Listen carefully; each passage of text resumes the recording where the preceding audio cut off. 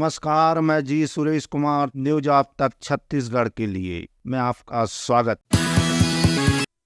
रायपुर जिले में crypto currency में निवेश करने के नाम पर की गई लाखों की ठगी के आरोपियों को हाई कोर्ट ने शीघ्र गिरफ्तार करने और जांच में तेजी लाने का आदेश पुलिस को दिया।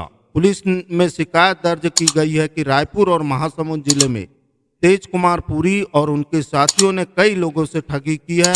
उन्होंने क्रिप्टो करेंसी में निवेश करने पर 6 माह में रुपए दोगुना करने का लालच दिया था। गिरफ्तारी से बचने के लिए आरोपियों ने हाई कोर्ट में अग्रिम जमानत की अर्जी लगाई थी। इस पर सुनवाई करते हुए जस्टिस एन के व्यास ने फरार आरोपियों को गिरफ्तार करने के निर्देश रायपुर पुलिस को दिए हैं।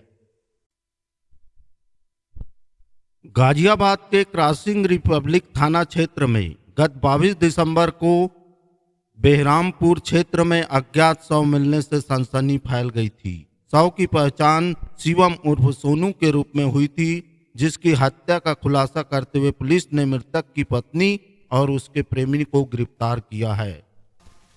जब इस बात की जानकारी पति को हुई तो आरोपी पत्नी अपने बच्चों को लेकर अपने प्रेमी के घर बलिया चली गई। जब मृतक पति को इसकी जानकारी हुई तो वह पत्नी को समझा बुझाकर वापस अपने घर ले आया, लेकिन पत्नी अपने साथ अपने प्रेमी गर्जन यादव को भी ले आई।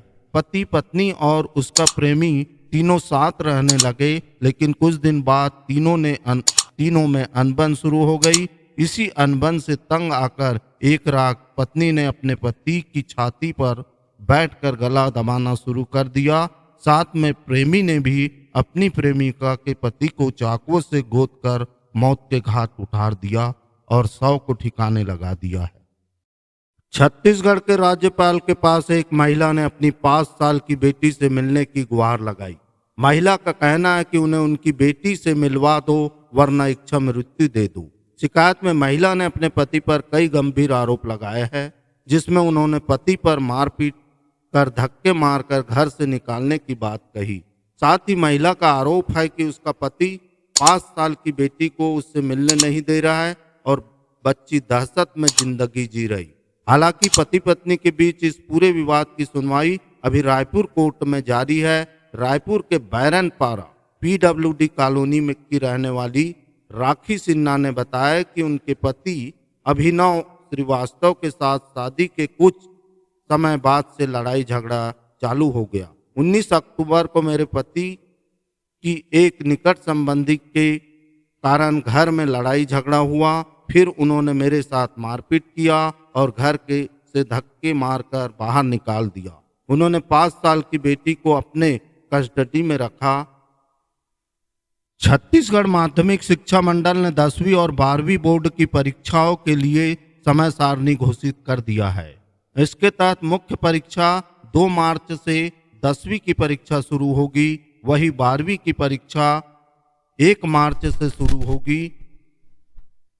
परीक्षा का समय सुबह 9 बजे से 12:15 बजे तक समय निर्धारित किया गया है। 12वीं बोर्ड की परीक्षा 1 से 23 मार्च तक होगी, वही 10वीं बोर्ड की परीक्षा 2 से 21 मार्च तक होगी। इनके अनुसार दोनों ही कक्षा के परीक्षा का समय सामान्य रखा गया है। नारायणपुर पुलिस ने आगजनी IED विस्फोट एवं हत्या की घटना में शामिल नक्सल सहयोगी गुड्डू सलाम उर्फ रेणु पिता लखमाराम उम्र 39 वर्ष निवासी गाड़ावाही थाना कोहकामेटा जिला नारायणपुर को गिरफ्तार करने में सफलता पाई।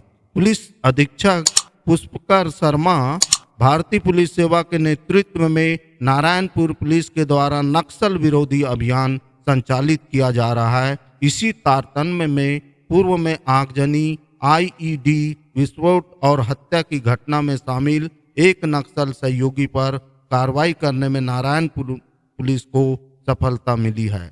ज्ञात हो कि नक्सल विरोधी अभियान अंतर्गत जिला पुलिस बल के द्वारा एक संदेही को सोनपुर क्षेत्र में पकड़ा गया था, जिससे पूछताछ करने पर जिसने अपना नाम गुड्डू सलाम उर्फ रेणु सलाम निवासी गाड़ावाही का होना बताया और अपने आप को नक्सल सहयोगी के रूप में कार्य करना स्वीकार किया, जिससे पूछताछ करने पर बताया कि दिनांक 16/3/23 को माओवादियों के साथ मिलकर ग्राम मुरहापदर में मोबाइल टावर में आगजनी एवं कुंडला सोनपुर मार्ग में पेड़ काटकर मार्ग अवरोध की घटना तथा मार्च 2022 में ढिंडोरी बेड़ा नाला के पास सुरक्षा बल पर आईईडी विस्फोट कर फायरिंग की घटना, जिसमें आईटीबीपी के एक सहायक उप निरीक्षक शहीद हो गए थे। उक्त दोनों घटनाओं में शामिल रहना स्वीकार किया गया है। उक्त दोनों घटनाओं पर थाना सोनपुर में पृथक पृथक अपराध पंजीबद्ध किया गया था। आरोपी के कब्जे में नक्सल बैनर एवं पर्चा बरामद हुआ। उक्त दोनों मामलों में आरोपी गुड्डू सलाम उर्फ रेनू सलाम को गिरफ्तार कर न्यायिक रिमांड पर न्यायालय पेश किया गया। जयंती पर याद किए गए पूर्व विधायक विद्यारतन भसीन। वैशाली नगर लोकांगन में हुई पुष्पांजलि सभा।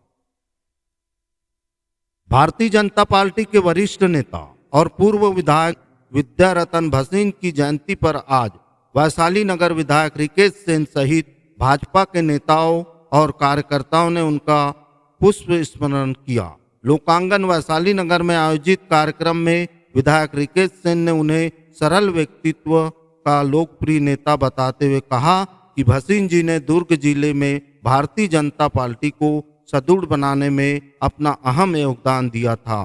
भिलाई नगर निगम महापौर रहते हुए जहां उन्होंने क्षेत्र के विकास में अभूतपूर्व कदम उठाए, वही वैशाली नगर में उनके मार्गदर्शन में भी हम लोगों ने घर घर भाजपा की जन उपयोगी योजनाओं को पहुंचाते हुए क्षेत्रवासियों को केंद्र की योजनाओं का लाभ दिलाया।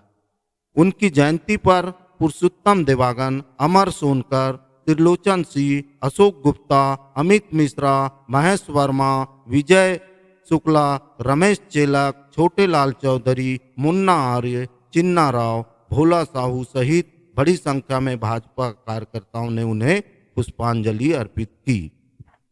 वैशाली नगर थाने का ASI Rajesh money line attach. Mahadev के मोस्ट वांटेड नेपाली को दे रहा था संरक्षक, टीआई के नाम पर कर रहा था अवैध वसूली। छत्तीसगढ़ के दुर्ग जिले में एक बड़ा मामला सामने आया है।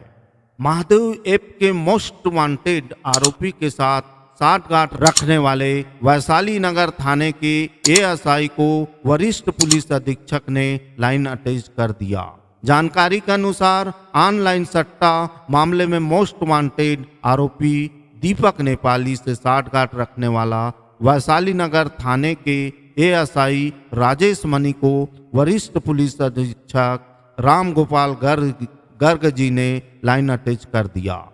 एसआई राजेश मनी पर आरोप है कि संबंधित थाने के टीआई के नाम पर दीपक व नेपाली को संरक्षक देने के एवज में वसूली कर रहा था। इस मामले को गंभीरता से लेते हुए वरिष्ठ पुलिस अधीक्षक जी ने